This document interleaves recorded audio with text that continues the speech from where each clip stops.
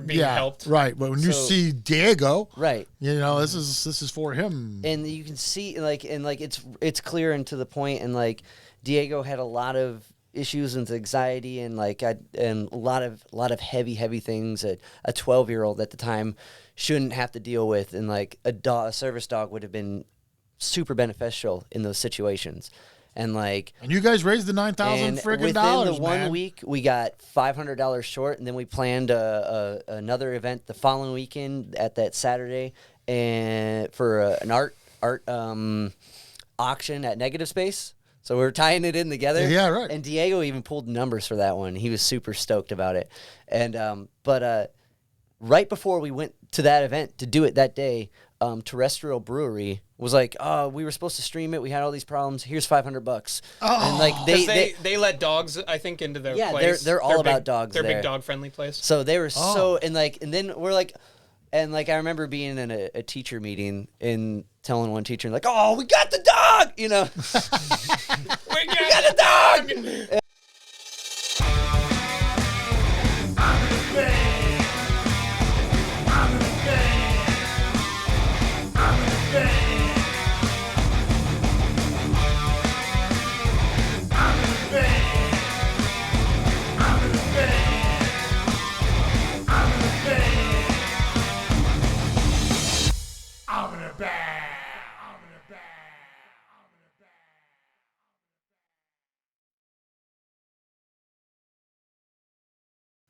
Welcome back, everybody, to another episode of Level Up Cleveland. And this week, we got the guys in here from Sea Level. And I'm going to introduce the guys here from left to right real quick before we get into this thing. And first of all, I have Dave Ziggy Deaky here. Dave plays guitar, and he's also lead vocalist. Yep. Thanks for having us. Yep. We have Coda Kroos, and he is the bass player. And he's backup vocalist also. Yes, sir. Thank you. He also sings. And on drums, we have Pat Bolin. Yep. And you guys are Sea Level. Thanks for coming down, guys. Thank you so much. Yeah, thanks for having us. Yeah. It's exciting. A lot of times when every time I have a band on here, especially if they're bands that do original, stuff, I have to research them and I listen to the music and stuff. So anytime you do it, you kind of are a little apprehensive about what you're about to hear. You know, you never know anything. I put your guys' stuff on and I was like, it's so nice when it's great music, you know, and so the interview can go good. I can be honest in the interview. I'm just kidding. No, thank you. That means. But really, I mean, seriously, no, really, you guys are excellent band. Thank you. And you're another band doing a kind of a fusion thing. You're doing a whole bunch of different things. You're not just pigeonholed into one kind of thing. Doing a great job. You guys also have an awesome story to tell, which we're going to get into everything. You guys had an amazing thing that you did in 2020. Many amazing things. But and the way you guys have grown, you guys have a great history. You guys have a lot of music out. We're gonna talk about all that. Very cool. Thank you. Yeah, So- thanks for the research. That means a lot. That No, means a lot. I mean seriously, you guys. Well, it's interesting. You guys have a bio out on anybody can go up and they can actually read your bio and actually at the end of it they know you guys. You know, they know enough. They know everything they need to know at least. You know what I mean? Mm-hmm. To form an opinion that's good. Another thing that's cool about you guys is you guys also like to, you guys will play with other musicians, other bands. You'll merge together, and you'll do that at your live, whatever. You're just one of them bands that seems to be like very friendly, based, open to anything, cool with everybody. You know, that's really the kind of band we like to get on our show too. Somebody like you guys, and you guys do a great job of promoting other bands and doing that kind of thing, pulling people along with you for the ride, kind of thing. Not to mention, you guys are all really good at what you do. You're really good musicians. Oh. That's the best part for thanks, me. man. Yeah. For me, when I get to put it on, right? So let me ask you this first of all: How do you guys get together? How does it happen? No, you know what? Let me back that up before we even get into that question. Okay. Ooh.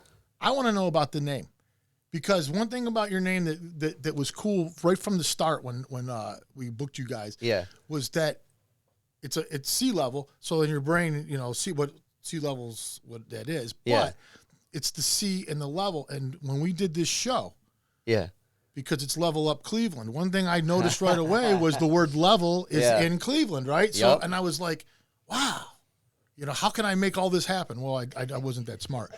But you guys when I looked at it, the first thing I see is like you're like, especially if you're from here, you see sea level, but your brain, it's like the freaking Skittles. Back to the Skittles. It's like the Skittles, because even though it says sea level, your brain almost sees Cleveland. Yes. Right? It's like optical illusion. Yes, and it's really cool. Like it deletes the dash. And if you guys ever wanted to, like when you guys merge with other bands and do things, if you ever want to just put it up there, sea level and that band, it spells Cleveland. Sea level and. I didn't even put that together ever. One of the last shows we played was with a band called Land of Panda. Yeah. And on the flyer, it said Sea Level Land of Panda. And someone mentioned that. They were like, it looked like it said Cleveland of Panda. That makes sense there. That's cool.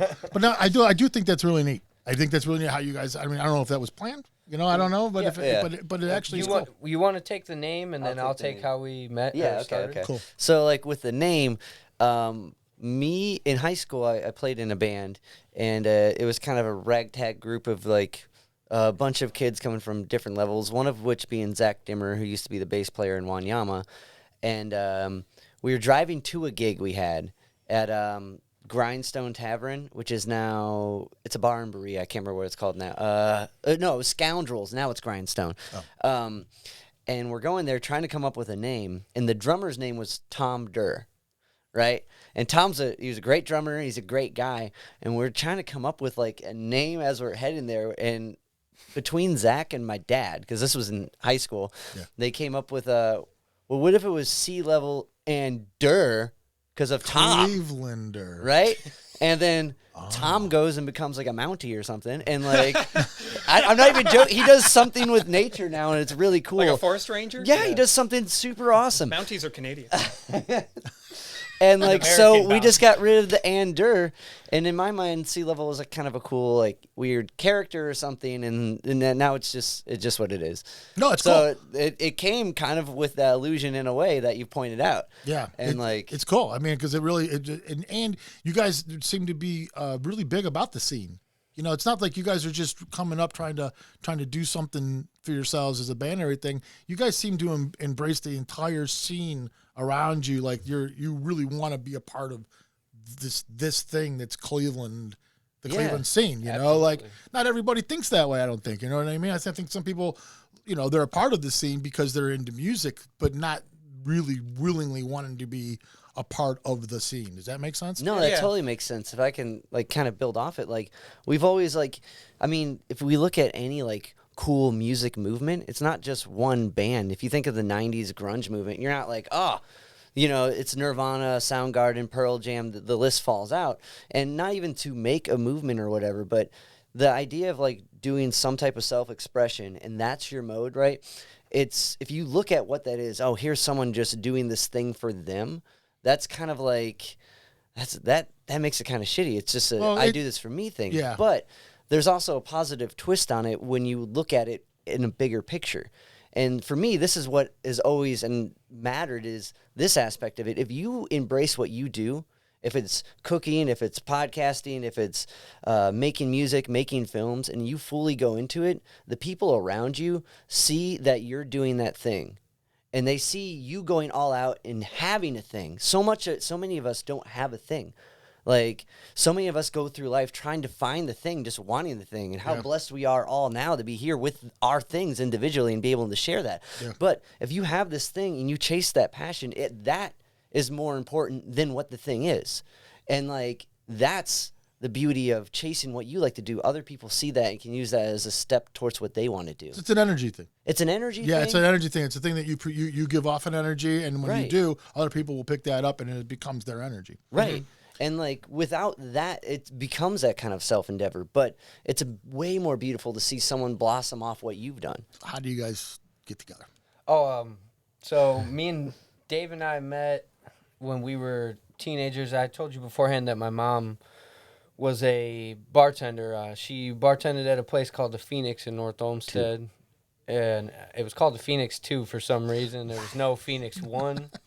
For some reason, Dave always wants to bring that up. But she told me there's this kid playing at the open mic night that can play just like Jimi Hendrix. You got to come up and meet him. And I think around 13 at the time, and he was, I think, 16, 15, something like that. And so I came up there, and I had never played on stage before. I got on stage with Dave maybe the second or third time I met him, and we played a Jimi Hendrix song. And ever since then, me and him have been musical partners. Everything we've done, we've been together. We started Sea Level after maybe like 5 years of playing together. We had another band Something like that. Yeah. before that called Aberration, and Dave was playing in a bunch of bands. I was playing in other bands, and we started Sea Level, in the end of 2010 with Jay Schneider. He was our original drummer. We've had a lot of drummers over the years. Jay Sparrow. So, a lot of drummers, a lot of changes. So it's basically you two are the mainstays, and then. Well, Pat's been with us now for. Is Pat gonna make it? Is he gonna? 7 years? No, I'm gonna explode into green I know this, goo. dude. Doesn't this remind you? Spinal Tap? Totally Spinal Tap story, right? Yeah, this is what it is? absolutely. Exactly. Until Pat came along. Yeah, I met Dave in college at Cleveland State. We were both in the music program there, and I think it was like my sophomore junior year, I started playing with him, and that was I think it's been 7 years. I think it was 2016 when you joined the band. Yeah.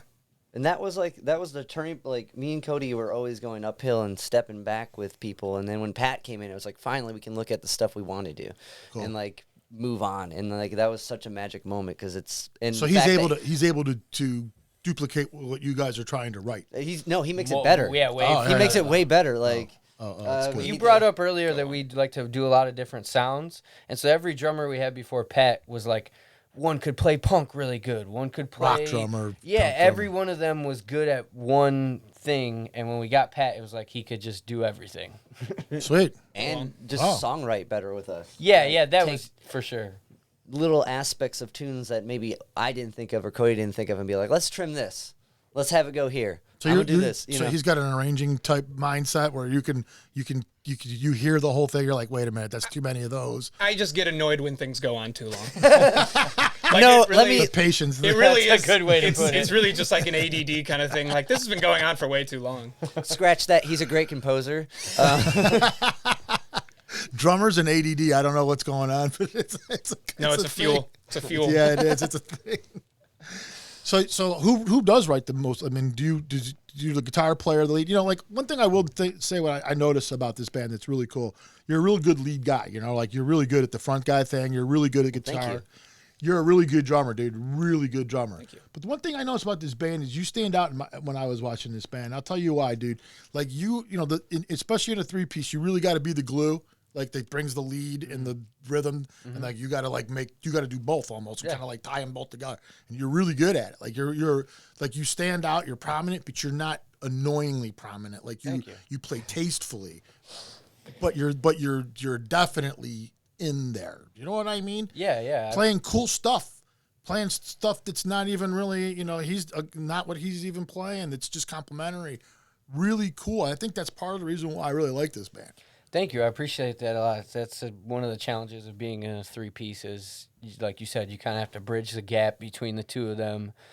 And with Dave, he plays a lot of weird instruments, like 12-string guitars, weird tunings, and so a lot of the times I can't just play what he's playing. Yeah, right. Because I don't even have those notes. Well, you have a 5-string bass I saw you playing on. I do play a 5-string, yes, which I play in another band, Wanyama, and I started playing the 5-string because of that band, but I do use it in Sea Level.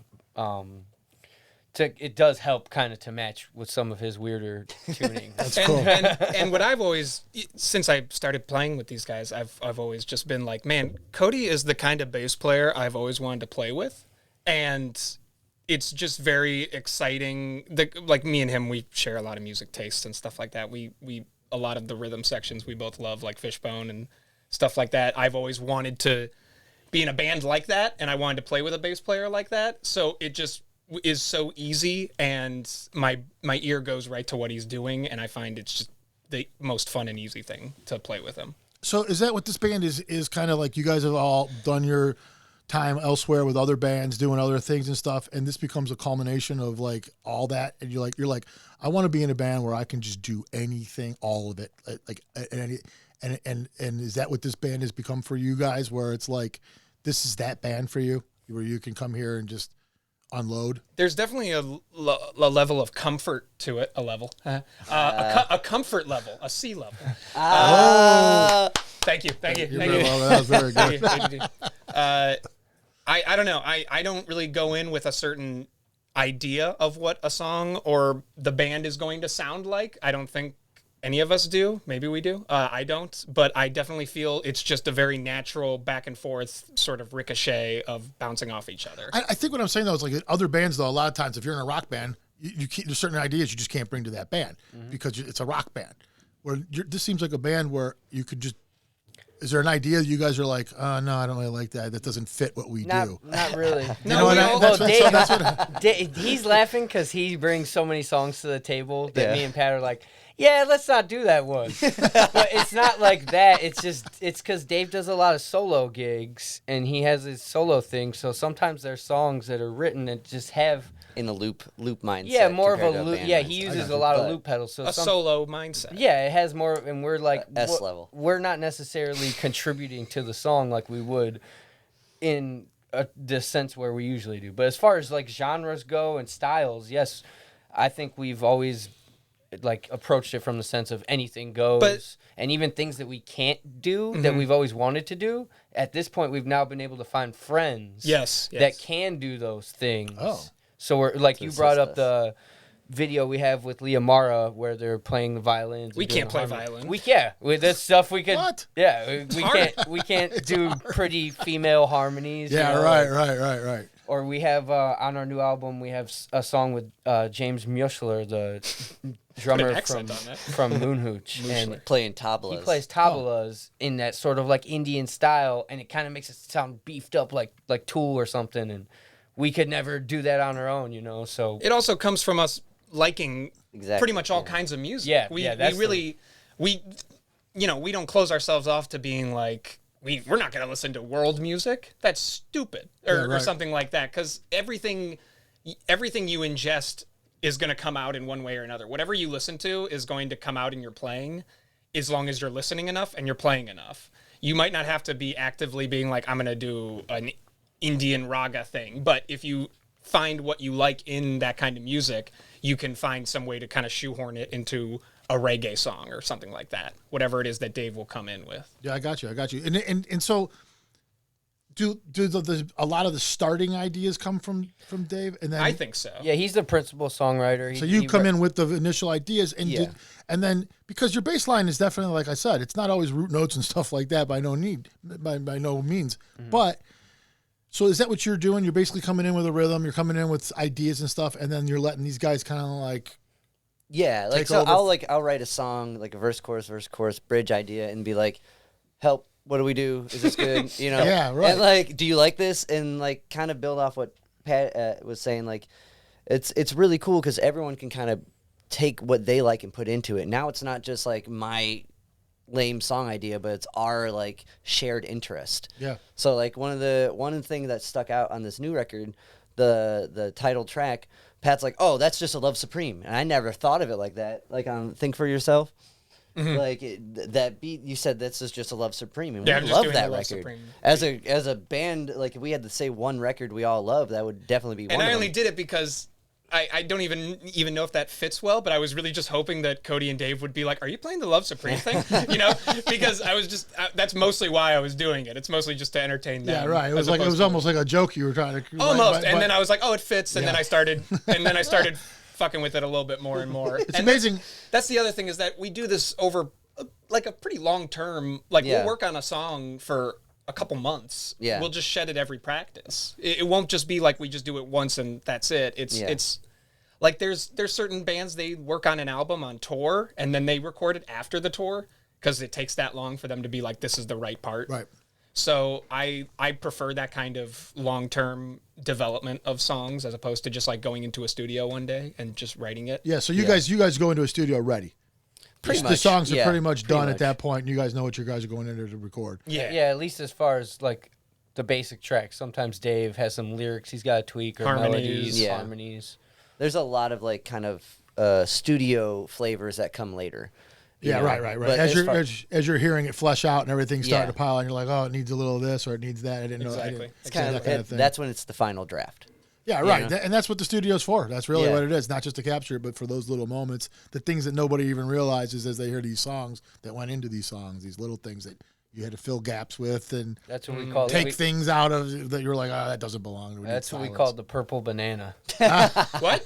I haven't heard this. What? When you're listening to a song and you hear that one unsung moment that you're like, that's the best part of the song, but it's not like the guitar solo or, it's that unsung little drum fill or whatever, and you're like, Where'd you hear that's Purple the purple Banana? banana. Okay. It's just something me and Dave have been saying sounds for like a while. I like it. I know exactly what you mean. It though. sounds like a Frank Zappa quote. It Yeah, does. kind of. It's Oh. very- Zappa and the Purple Bananas. It does. It sounds like something he would say. Hey, man, that's the purple banana right there. I know he said you got to put the eyebrows on it. That's what he's called, like the finishing bit of any song. You put the eyebrows on it. Yeah, that stuff. finish it off, man. Yeah. All right, guys, we're going to take a quick break. Sick. Good timing. When we come back, we'll be back here in a few minutes with the guys from Sea Level. When we come back.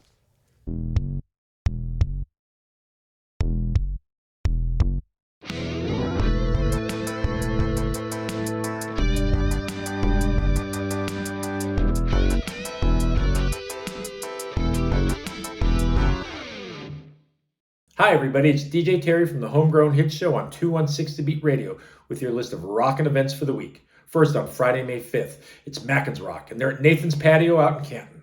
And then on Saturday, May 6th, it's Brian Allen Hager, and he's at Bent Ladder Cider and Wine. These are both great shows. Check them out. Whatever you do, keep rocking with Level Up Cleveland, and keep rocking with me on Monday night, 7 o'clock. This is DJ Terry, and I'm out. And we are back with the guys here from Sea Level. We got Dave, we got Coda, and we got Pat.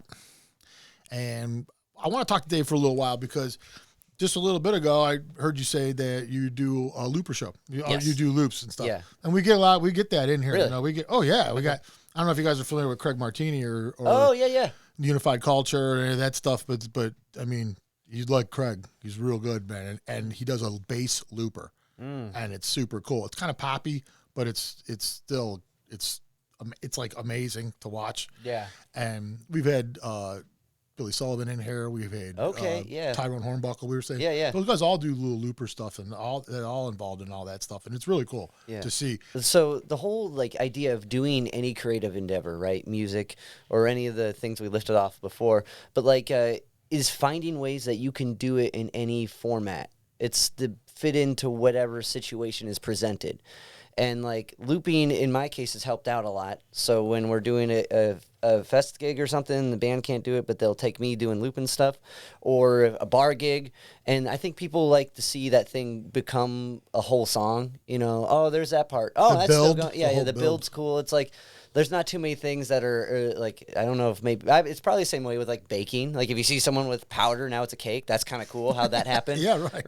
Right. I get it. But and to kind of speak on, we are in this void that is very DIY and very so many people are doing their thing, which is cool because in a way, maybe it's just a false perspective that we have a little bit more control of it, or there's just too much of it to be controlled, right? There's too many people doing different things but I think we like to look at it in a way where it's this is cool. Everyone's kind of on board with us. We're in this together type of situation. Yeah, cool. And it's way more fun to celebrate everyone attempting to do the same thing and attempting to share and express themselves in that way. So A common goal almost. yeah, common goal. It's just, it's we're all wearing band shirts in a way. Yeah, right. And it doesn't even have to be the band we like. I can see you're trying to do it too. And with that type of perspective, we can all be on each other's teams, unless, you're kind of too self-involved or too worried about it. But not everybody's the same, Not everybody does. for sure. Do you bring the looper thing to the band gigs too, so that you could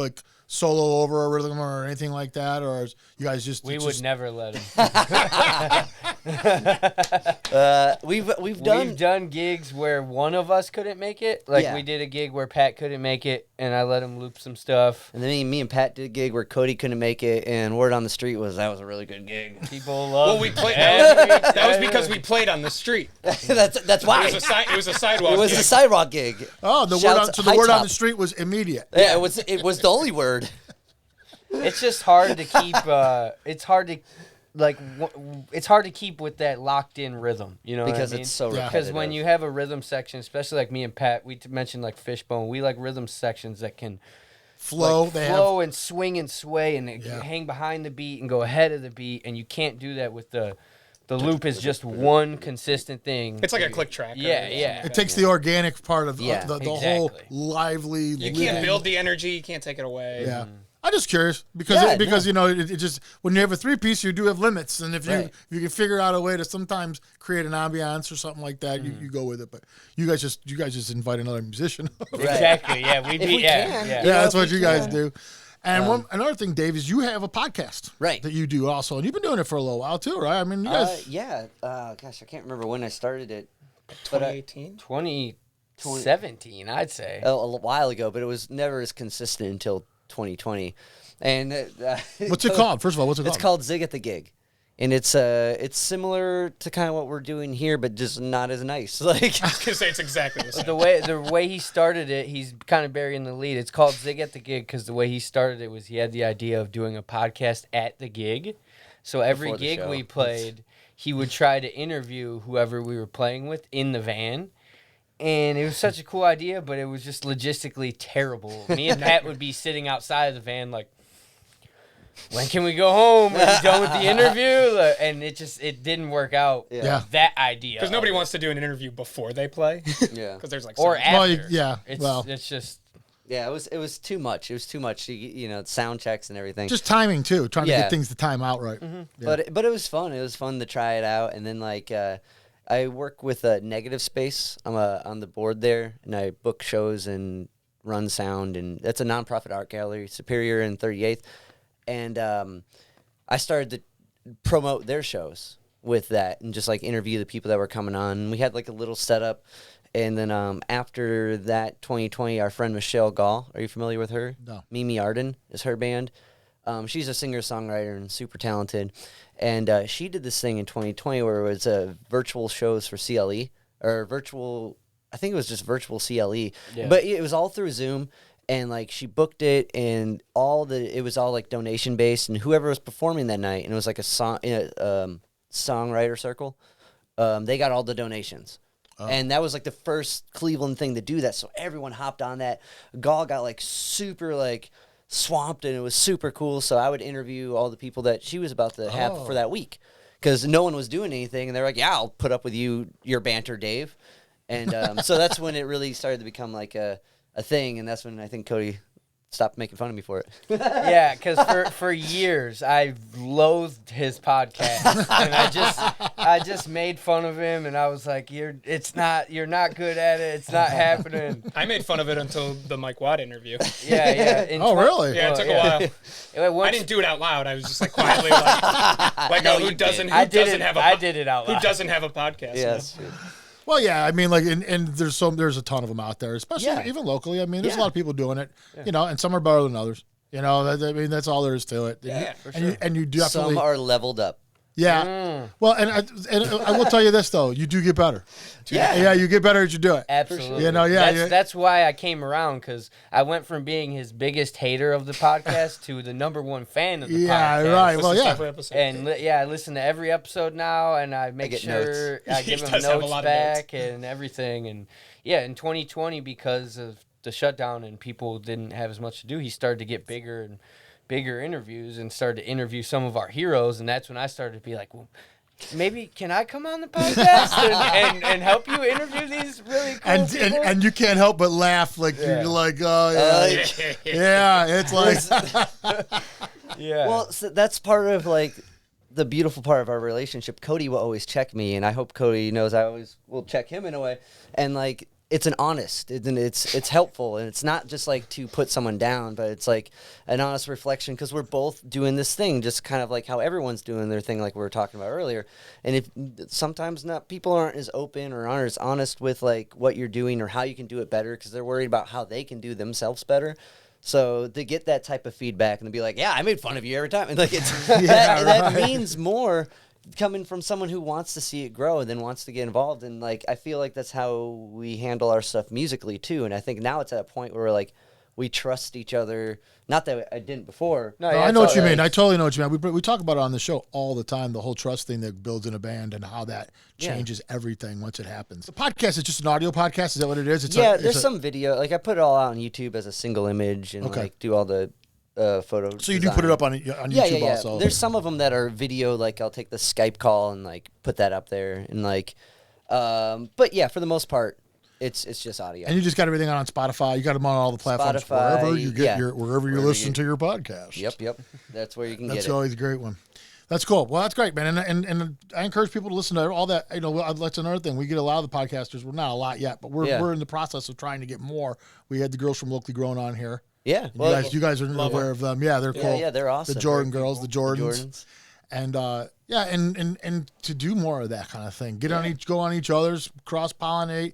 Get out there. Can I get you on a Zig at the gig? Oh, hell yeah, dude. Anytime. Sweet. Both of us. Let's do it. Yeah. That'll do. Can we use your plate? No. Actually, we could. That'd be sweet. Yeah, Let's if you want to wrap come down this here. one. That And would then be we could do we'll switch chairs. No, we could do that. Yeah, That'd be sick. No, the Zig That'd be gig sick. would actually just be outside in his van. If you don't be We're going old school. Yeah, we're going I love that, in the parking lot. I do really like the van thing. I mean, like, there's a lot of like the bands and the buses and all that. The podcasts that are out there. If there was more money and like stuff behind it, it might have worked out. But we were just in our minivan, Right. playing with some band we've never met in like Pittsburgh. And Dave's like, "Yeah, you want to hop in the van and do a podcast?" Well, It's that easy though. That's what's cool about them things. It's that easy. You can do that. But then he started to need Wi-Fi for Skype calls, and it was we can't. And the Wi-Fi thing sucks. Yeah. To be fair, there's been a return to form. Like before our Nelson's gig, I interviewed the drummer to the Violent Femmes in my van. Really? Because it was on phone call. We were like, "Where's Dave?" And he's like, "Oh, he's in his van." Yeah, me and Pat showed up to the gig. We're walking around for like an hour. We're like, "Where's Dave?" We don't see his van. He was in his van, and he didn't park there. He had parked to go somewhere I else. parked away for the music. I'm no dummy. Oh, I thought it was because you needed a better Wi-Fi connection. No, it's because I didn't want it to be like, Noise so pollution. tell me about your brushes. Leading through. You know? Yeah, you would not believe that happens here. We know because we can't control all the bands. Right. We were wondering about that coming up. Nice. Yeah, Dave had Matt on his podcast. Yeah, Rhodes. Oh yeah. Yeah. Did you? Yeah, Yeah, Rhodes yeah. on here. Oh, cool, man. Cody, like a long time ago, auditioned or was going to. That's how. Funny how he story. started How I playing started bass. playing bass because I was originally a guitar player. I used to have the website Backpage. I don't know if you remember that. It was kind of like Craigslist. Yeah. before Backpage was Craigslist. they sold. Yeah, and you could go on there and find bands. mates, You could go on people there who- and be like, I'm I a bass remember. player, yeah. And never so heard of this. I saw a Backpage ad for Tropodelic they needed a bass player. Trop seeking. Mind you, bass. I was like 15 at the time. I didn't own a bass. So I emailed them saying like, yeah, I'll audition. And they said, well, what kind of bass do you have? And Dave had a bass. So I told them Dave's bass and Dave's bass amp. And then they said, well, how old are you? I said 15. And they said, Oh, you should have lied. You can't audition. You still had a beard at 15. Yeah, I was gonna say, did you have the beard at 15? that would have been no, great. I probably had like a couple little. You look like Asian hairs. you look like you could grow a beard pretty easy though. Not at 15. No. I never heard that story. comes with- That's awesome. Yeah. Yeah. And then I went out and bought a bass because that happened. I was like, I got to get serious. I got to go buy a bass. So you were just like noodling around with basses up until that point? I mean, what gives you the idea to even say, yeah, I play the bass? Well, To be in the band. I mean, but that's he was a it. fan of the. Yeah, I was a big stuff. Tropodelic fan when I was a teenager. Yeah, and well, not even so much, but that's kind of how I heard of them was from the Backpage, I think. Yeah. But Dave, like I said, me and Dave met at open mic nights. So the open mic night atmosphere is so accepting to any instrument. So I had messed around on drums or bass or whatever at the open mic nights, and I liked bass a lot, so I would make my grandma take me to Guitar Center. And she would sit there with me for like 3 hours while I would just play bass in Guitar Center because I didn't have a bass. And that's kind of how I fell in love with bass and eventually bought one. Really? So did you teach yourself bass basically, or I've never really taken lessons. There's a guy named George Hartwig who me and Dave consider like our musical mentor. And I did take a handful of guitar lessons from him when I was younger, but that's the only lessons I've ever taken was a couple. And those weren't even like traditional lessons. It was more like, how do you play Cemetery Gates? And he was like, yeah. Right. Yeah. I want to learn this song. Yeah, exactly. Yeah. That's cool, man. How about you? How did you learn guitar? And how do you learn how to sing like you? Because you're a great singer. One of the better Thank singers. you. I appreciate that, Alex. great. I spent a lot of time smashing my head against the wall, like being like, this is not good. But my brother had a Squire guitar that he wanted to learn, and he bought it, and he never like really did much with it. So I was like kind of thumping away with it, and I took one lesson because I didn't know what do you push, the metal parts or the wood part? You know what I mean? Yeah, like right. when you have no clue. And like that was a loose string, tight string Minuteman situation. But like once I learned that, I learned a couple blues licks. So I took like lessons at this place called Tum Thumpers. And the guy's name was Henry James. I took a couple lessons from Henry James, which I'm guessing is his middle name. But, That's a good one. And it's great. And he was awesome. So I learned how to make notes with it and just kind of just the same way Cody did, just dove into like stuff I liked. Yeah, we and, kind of like, learned on the stage because we were Yeah. playing open mic nights when we were 14, 15 years old. So, Yeah. Wow. So yeah, it was a really back alley kind of like music education in a way because like market. when I talk to friends that I teach with or like who have also gone through college, they're like, yeah, I was in band. I was like, yeah, my dad took me to bars and like I met my best friend at a bar and like At 15. yeah. Like, but that in a way is an equally like insightful way to learn because it's some of the more academic route doesn't teach you that route, and now I have to learn this academic route. So like you're learning these two routes of how to learn music, and each are like rewarding and challenging.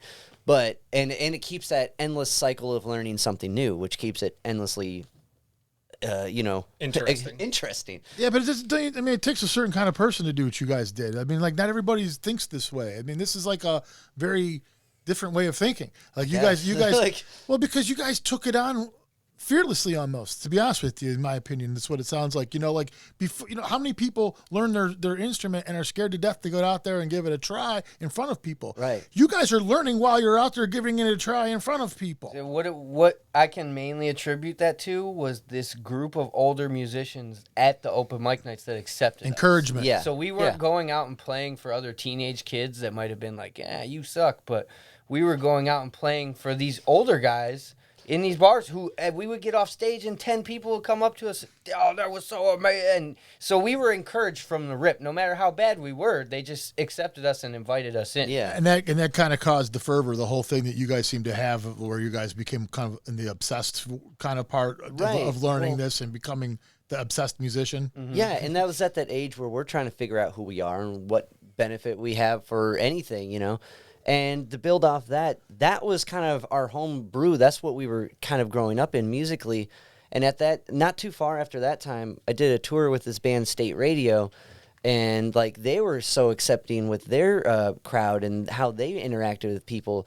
And it became clear that the only reason this works is the only way this matters is if it's open and welcoming, because that's why we're here. That's why we had any sense of purpose or any sense of like a voice that can be heard, right?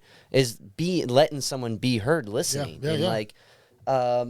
And like maybe that's because of this back alleyway we did it, and to build off, maybe it wasn't as nerve-wracking because not everyone had a phone, not everyone was recording like what you're doing and judging it later, or even if they were, we didn't care because no one knew who, Yeah. And like, and in a way, there are some videos out there of us that maybe we're not stoked about, like, because we were 15. But when I watch those, I'm glad we have those, and I'm glad I'm not that musician anymore. You saw yourself grow from there now. You know Right, where I'm you're at, glad yeah. to be like, I went out there and I sucked, and I can look at that awful recording and have all those icky feelings and like be like, I'm glad I moved past that, because like to build off what you're saying, a lot of people are kind of afraid to do that. Yeah, right. And No, I yeah. think if we had a more like welcoming community in a way, like, not that we don't, I believe that Cleveland has one of the coolest communities like around, and like I know you had some questions on some of that nonsense we can get in later, good nonsense, but like we have one of the like cut but you know what I mean, like,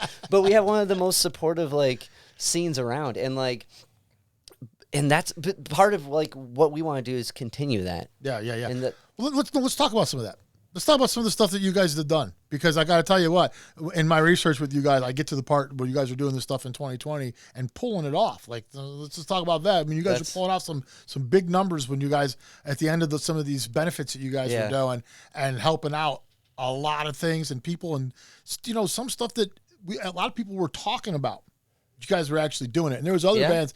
Yeah, like helping out venues. You know, like when the venues were in trouble, there was you heard a lot of the musicians talking about doing benefits for the venues, and there were some. I'm not saying nobody did. There were some, but when the ones that actually went out there and did it, and you guys are getting in the upper thousands of dollars, you're not just going out there and getting a few $100 and being like, yeah, we did our part. You know, at the end of the day, you guys are coming up with, you're going, which is, that's got to feel amazing that you guys can do that. Yeah, For sure. Like, but but I really want to talk about like what you guys did so people know. I mean, listen, I understand you didn't do it for recognition, you didn't do it but you deserve it, and you're on the show, and you're gonna get it. So that's kind of how that's gonna work. I mean, Yeah. I think, all right, because honestly, when I was going over this stuff, I was like, holy shit, I couldn't believe the number amounts at the end of the day that what you guys were able to raise doing this stuff online. yeah, That's the other thing. Well, a lot of it wasn't. There was. A lot of it was- It was in person. It was half and semi half. in line. Yeah, but that was during the whole everybody was 6 feet apart thing where you Yeah. could only put like 1/6 of the amount of people into a venue. Yeah, And how many people did we get at the Beachland? we sold it out, dog. We sold that. I'm trying to. you know what? I gotta be honest, I laughed when I read that because it says all the shows sold out and it was like 6 foot, and I'm like, wait a minute. 40 people. I was gonna say. But a lot of the donations came from people watching you guys online. I mean, Which that's is the thing. That was like the only option. Everybody had to be online. Yeah. So let me just go during through a couple of lockdown. these what you guys are doing. This is all in 1 year too. So you mentioned Negative Space. That's a gallery that you've worked with and you've done, and obviously they were facing some hard times like a lot of people were after the pandemic was starting to wind down, and you decide you guys are going to step in and there were some other bands that helped you with this too, right? Everything you're gonna say, there was other bands that helped. Yeah, right. But still, I mean, like, listen, I heard you guys. I was like, these guys are part of the reason why people were donating. They're good. For sure. So at the end of the day, $5,000 was raised to help them out, and that got them through the rest of the year. That's amazing. It's amazing. It is. Thank you. Yeah, I didn't remember that we raised that much. Yeah. I remember some of the other ones. I think you're gonna say. But that's a great time. That's a great benefit. But If you don't remember. That's That's pretty beneficial. Well, so Good benefit. Gotti opens his walls and his stage for so many people in Cleveland, and all year, always for over a decade now. And Who's Gotti? Gotti Gotti Zamir Zamir. is thank you, Pat, is the founder and owner of Negative Space, which is a nonprofit art gallery, Superior and 38th, and He's an artist. he's an artist, and he does wood burnt paintings, like where He did will our last 2 album covers. right, and he'll take, like, if you guys can't see this nice piece of wood over here on the wall, but he'll take the grain in that and he'll tell a story with it, and he'll sketch on it and then burn it and paint it, and he uses all these different mediums to tell this story. And Negative Space is filled with like giant works of his, and like he's like, oh, it's never been, for Negative Space, it's never been about profit. I've been on the board there for like 6 years, and I've made $7. You know what I mean? Like Are you sure? I mean, did you? Are you me exactly and 7? Gotti probably went and bought like donuts with that. Like we did. Yeah, like I'm not trying to say is I've I got you. always been there because of that, because it's been open, because it brought back that sense of community that me and Cody experienced when we first started playing, but on a different platform. Because art can be a little more trickier to get your first show, but once you have that on paper, that's a big deal, and like. So then when Gotti reached out and said he was doing this GoFundMe, and he's like, I hope we can stay open, like We just immediately knew. we had to try it's something. like it's almost, it's corny, but it's like when Captain America's down on the ground, he just knows he has to get up and do that thing. That's how it was for us that year. Everything that happened, we got to go do it right now. Like, This sounds like it kind of went though, like the going to the jam nights, and the older dudes are kind of encouraging you. You guys get through the first one, and it's like, holy shit! And now it's like, now what are we gonna do? Now where are we going? Who are we gonna? Now let's take this thing and I mean, did that kind of start the whole? it was more so just they just kept popping up. We had a friend that needed our help, and then once so we someone helped else- that friend, so people were someone organizing else these needed things, help. and you guys were just getting put onto the bills. Well, we No, organized we- most of them. Yeah, we Oh. put all of them together. Okay, All- that's- everything that I'm sure. So that's we- what I'm saying. That's Well, kind of what I'm saying. But the thing was, it came from, like Cody said, a friend of ours, and like we're like, how can we help out? And like, could we organize a week of Zoom for Negative Space? It was all online. Can we organize a week-long concert benefit thing and just push Gotti's GoFundMe and see if it gets anywhere. Yeah, we can do that. Yeah, Gotti, the other bands aren't doing anything. Right. Well, not even if they weren't, they are. Everyone was panicking. They were doing something, but the fact that, I remember calling Gotti every night, and we'd cry, because it was so moving. It was so, and he's someone that gave so much, and they see that people wanted to give back and keep that place open, and that's what Cleveland is. That's the beauty that we have here is people can recognize opportunity and people growing in a place for that to grow, and want to keep that around here. Cool. All right, we're gonna take another break real quick. We'll come back. I want to talk more about these because you guys got a couple other things. And then we're going to talk about now what's going on in the future for you guys. Cool. Sick. When we come back with Sea Level.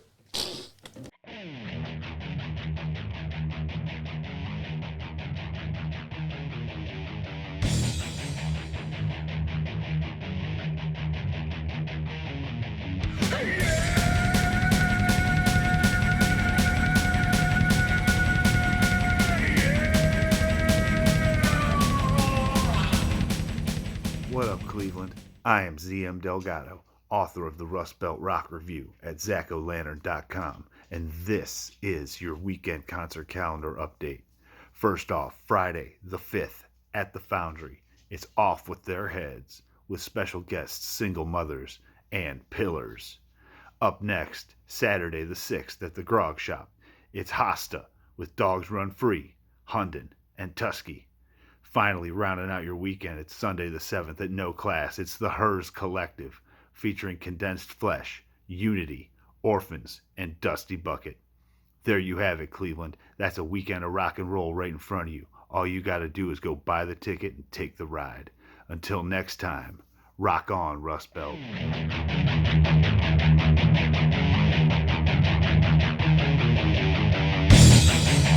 And we are back with the guys from Sea Level. We got Dave, Coda, and Pat. Hi. Yo. We're just talking about some of the benefit things you guys did in 2020. And like I said, I know you guys are humble about it, but I want because some of these numbers are amazing. We talked about Negative Space. You guys did that benefit for them. There's some other bands, obviously, that helped. What were some of the other bands that helped out? Taylor Lamborn, Ray Flanagan. So many. Matt Moody was on that one. Michelle Gall. I typed so many of the names. Yeah, so but much. Dan Soha and Bethany Joy. And you guys do this all over a period of one day? Is that how that worked? One It was week. It was over a week. So it was like Every a night. concert every night, and it led up to one in the gallery where we were live streaming in the gallery. Wow. But the rest of them were online. People just tuned in, like they went live from their thing, From their jam space or wherever they were Yeah, at. because it was 2020. No one could do anything. Like we were being risky by going to the gallery, you know, and which it was. That particular set is still on our YouTube. I just watched it yesterday, actually. Oh, cool. So they can check it out there. Leah Mara's been on so many of my crazy. I'm gonna try to put this together and do this, and so we have a Jewel Big Green. You guys also did a benefit not long after that, same year, for some of the cooler venues that promote music for us locally, and that's the Grog Shop and the Beachland Ball. Yep.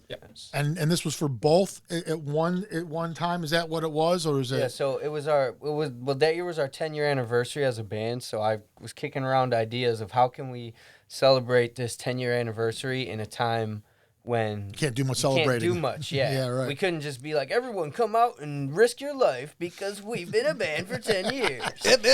So the flip we had on it was let's pick two venues. Let's do 2 nights. Two of our favorites. Yeah, so we did a Friday night at the Grog Shop, and then we did Saturday night at the Beachland.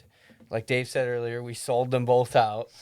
But yeah, I think we raised around $1,500 for each venue, so it was around 3,000 total over 2 nights from those 2 shows. And it was streamed live and as well as in person.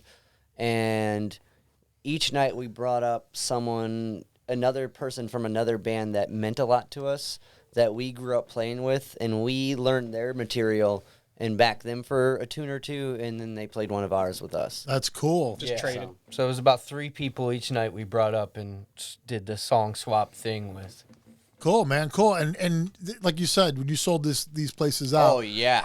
the reason you're laughing is because this was the time where it was a lot of social distancing and there was a lot of Less limited. room. About Yeah. 40 Which people. I will say, in hindsight, the Beachland did a really good job of keeping yeah. everyone away from each other. And Yeah. the grog shop, everyone got drunk and rowdy, and by the end of the night, they didn't care about. Yeah, they were Yeah. supposed to be in table, you were supposed to tables be on were tables, gone. and That the grog happens. shop's a tiny place already. It's like a little dungeon, and I had to go in teacher mode. I had to be like, guys, we're setting an Yeah, example. Dave yelled. Like, you know, we're. I him didn't a- You yell keep at saying them. you're a teacher. Are you a teacher? Yeah, yeah. stern We'll put a pin in talking that to. for later. But like, we'll put a pin in that for later. But, the controlling the actually that we have that video on our YouTube because James Muschler from Moonhooch was playing with us, and then the crowd at the grog shop got super hype and was moshing and shit, and like we had to be like, guys, we gotta set the Stern example. Dave was talking like, to. "That was really fun. We had a lot of fun. Can you guys please sit down felt back in so your bad. I Like felt the only so adult bad. in the room. Yeah, Like you're the yeah. only adult in the whole That's room. that's Because the saying venue, something. we didn't want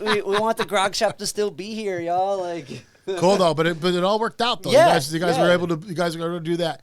Because the next one is the one that I was really stood out. yeah, This is the one, Dog for Diego, yeah, Yeah, and this is a service dog. yes. So yeah, go ahead, tell the story. Unpin that point. I'm a music teacher at a charter school. Oh. And one of my students, Diego, was trying to raise funds to get a service dog, and like he was super stoked about this, and he was sharing like his Wags for Kids account, which is the nonprofit that trains the dogs and pairs them with the kids, and they're super awesome. And to this day, I've still been helping out with their their annual fundraiser, like booking the music and playing it. But so he was super hype on getting this dog, and I was like, it's like $9,000 to get a service dog before you even train it, right? That goes into the training. So like before you even think about seeing this dog, that's the ticket, and like so at this point we were kind of like, I guess we could try to do one of these things. So I reached out to all these venues and booked at every Monday through I think it was a Monday through a Saturday, and like 4 bands every night. We streamed it live, and it was open to anyone who wanted to come, or in like except for one night, which was the Beachland didn't want to do. The Beachland Ballroom wanted just to do stream. That's what we did, and that's the one Lillier was in, and like Oh, cool. They were on the show. Yeah. they were so awesome. They played, they donated their time, and they're like, here's an extra $200. Wow. Right? So if we're going to highlight how cool Cleveland is, like that's how cool Cleveland is. Yeah, that's awesome. But yeah, so that whole week I would teach all day, and like Diego and his mom were like, because you don't share social media stuff with students, but this was different. Like we got approval for all this, and like they would watch the streams every night, and he'll be like, "Oh, I really like Leah Mara," like, and then we'd be looking at the numbers. He's like, "That's a lot of money." I'm like, dude, I can't believe it either.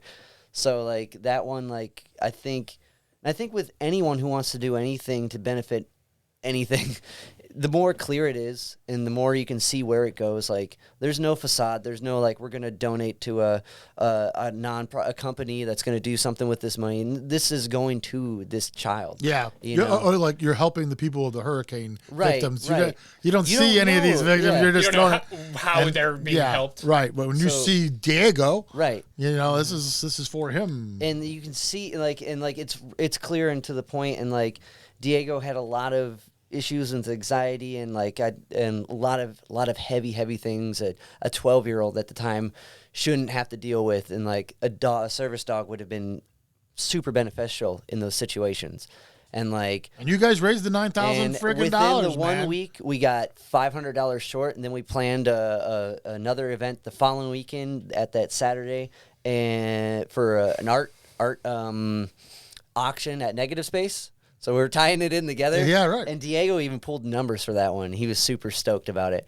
And but right before we went to that event to do it that day, Terrestrial Brewery was like, "Oh, we were supposed to stream it. We had all these problems. Here's $500." And like 'Cause they let dogs, I think, into their Yeah, place. they're all about big, dogs They're there. big dog friendly place. So they were and then we're like, and like I remember being in a teacher meeting and telling one teacher like, "Oh, we got the dog," We got the dog, and like, and until to cap it, right, a week ago, Diego got the dog a while ago, but a week ago it started to do its rounds where it can go out and start assisting him in public, and he went to school. It went to school for the first time. Wow. So Dave, There it if you is. go on our Facebook, you can yeah. see a picture of Dave and Diego and the dog. Triple D.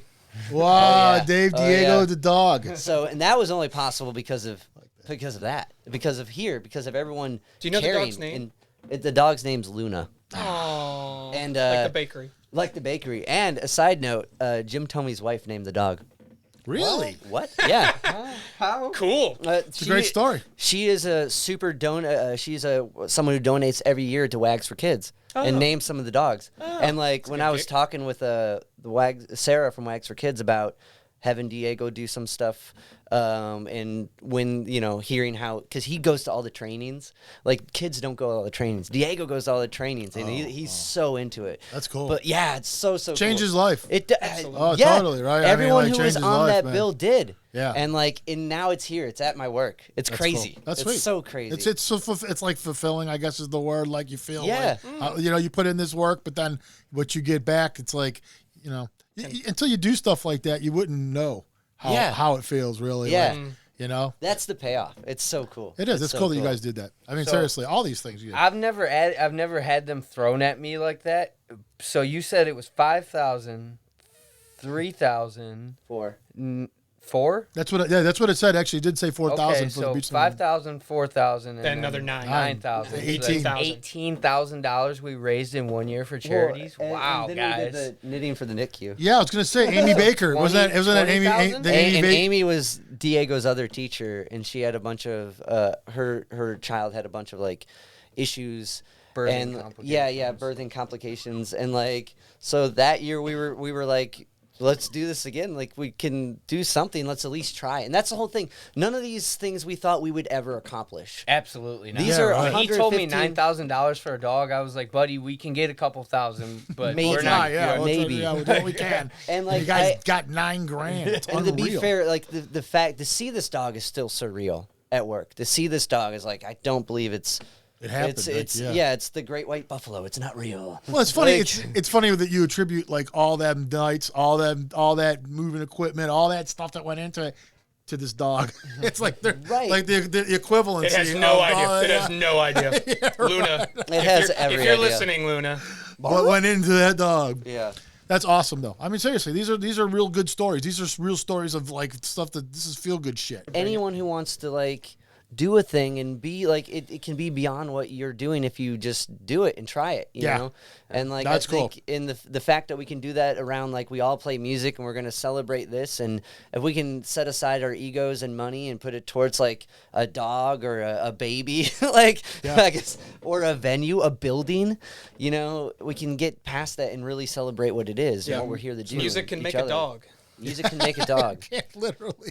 We just found out today. We played Yeah. music, and Yeah. it made a dog. Yeah, it made a change of life too. It made a nice dog. So you guys also, I mean, the whole reason you guys are able to do any of this stuff is because you guys actually make music. Yeah. Like we've covered everything else, Yeah. everything else in the world except for the fact that you guys actually have songs, and that's really what this is all about, right?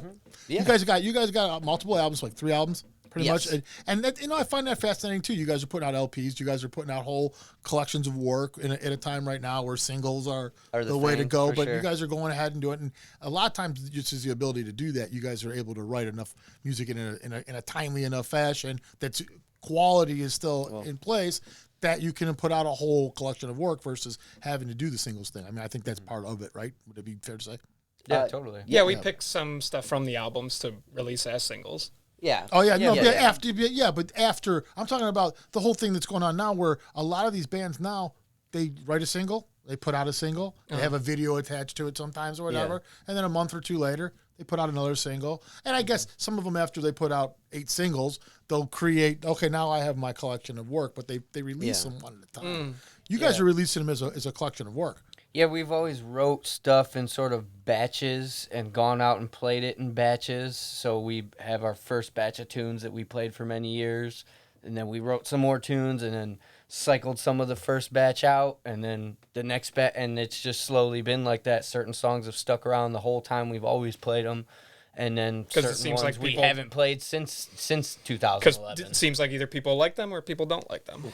Or Have you been the drummer on all the albums? I wasn't on the first one. I've done the last. Is the first one seasonal is not enough? That's the first one. Yes. Okay, so you're not on that album. I'm not on that one, and I'm not on the Rights. rights. Well, right. He's not on the first two. First two. So you're on Burn Your Own Gasoline, which Yes. is such a cool name.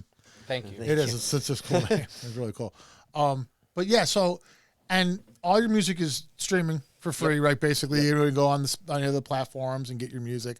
Now, do you guys have, when you guys are playing live, do you guys got like staple songs that seem to be the one that you have to, do you have that song that you're like, we got to play that one? Yeah. Play that one. As much as We have a they're song gonna, called like, we have the first song we ever wrote was called Stomp. It's an instrumental song, and we've ended our shows with that for many, many years. Pat's been trying to get us to Change that? change it, and Dave doesn't want to change it, and I'm stuck much in the fun. middle. But like right every now. song, Like right now. like every single song, like right now too. and that's definitely our staple. And then we have a song called Cleanest Hands that was on Burn Your Own Gasoline. That's another one that if we don't play that one, people will tell us how they feel afterwards. Yeah, right. So and you guys are already in the process of number 4. Yes. So yeah, think our 4th album at this point is out.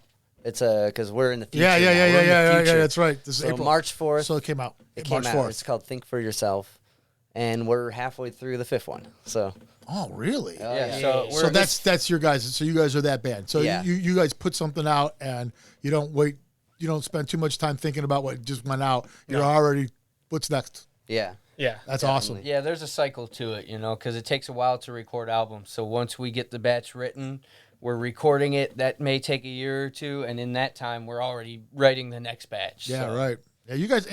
I mean, seriously, I gotta say, I'm very impressed. Very thank you. impressed That with you means a guys. lot. Yeah, no, seriously. I mean, it's always a pleasant surprise for me when I hit the play button and something comes out that's like really great.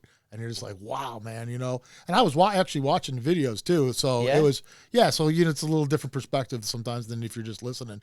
And it's just a very impressive, you guys are a very impressive band. Well, and I think, you have all the right ingredients. It sounds like you guys have all the drive, which is a huge, huge thing in this whole game is having drive, How many bands that write their first album and they're so happy that they just, they never really go back and write a lot more stuff because they just live in that moment forever. Yeah. You know No, what we I don't mean? even give ourselves the option. Yeah, So- and yeah, right. I mean, and I think that's a huge ingredient in the whole, getting to them next levels and becoming bigger and bigger. We're leveling up. Yeah, man, level up, guys. we don't normally talk so much levelage. Yeah, we do. Yeah, right. This is It's the just- first time. But- this Well, has we have something in common. Yeah, there we go. But to speak on that point, and I think maybe that goes back to that Mike Night situation where we're like always we know like at this point we're welcomed and we're accepted, but we're like, are we actually good?